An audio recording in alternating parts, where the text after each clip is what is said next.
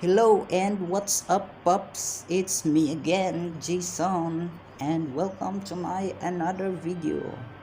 So nindot kayong kalsada, pups. Aspaltado siya, oh. Nindot kay agian nya kinindala na, pups, mo ni diri ang dalan paingon sa Baybay City, Leyte. Nya while ga rides ta, ako ang i-share ang ato ang new subscriber nga nag-comment sa latest video nato. Idol, pa shout out laing pa to, idol. Pa-advise ko sa akong problem bahin sa akong kinabuhi. Nganon pait man kaayo ko maskin unsaon ako og paningkamot. Unsa may problema ani, pait man gyud kaayo. Ako bagi hapon ay problema ani, opiste na ni, autiste ni na ni. Idol, daghang salamat sa imong kooperasyon ug sa pag-comment para sa pag-advise sa maong problema. I really appreciate this, idol. So sa naminaw karon kung naa kay pangutana or any problems, just comment na lang, paps. Also, ayaw kalimti sa pag-subscribe and hit the notification bell para pirmi ka ang update sa ako ang channel. So unsa pa atong gidugayan, paps? Let's start this. So abi ninyo, paps, ang kaning kapait sa kinabuhi mao ni ang rason nga ang tao dili malipayon sa ilang pagpuyo.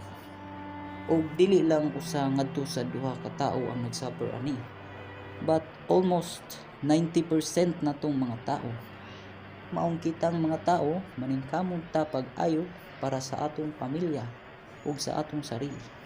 Kani biyang kapait, paps, no? Mao ni siya ang challenge sa atong kinabuhi. Challenge ni siya on how you can survive with your own feet. Mao na giingon, paps, nga learn to be independent. Dili sa tanang panahon nga magsalig ta sa atong mga katiguangan. Kung naay opportunity nga imong nakita, you have to grab it.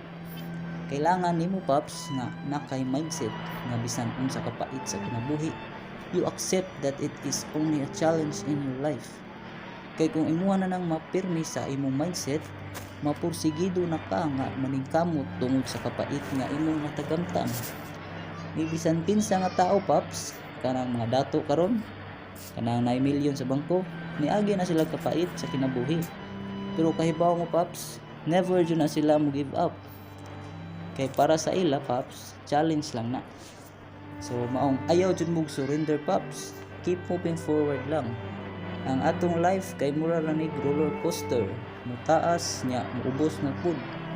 Dili lang ikaw, paps, daghang tao ang nakasinati ani. So ikaw nga naminaw karon, if whatever ang situation sa imong life, never give up.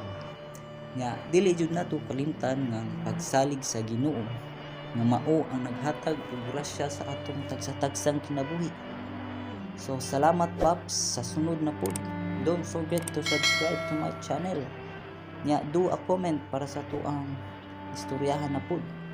Then see you on next video, paps. Thanks for watching.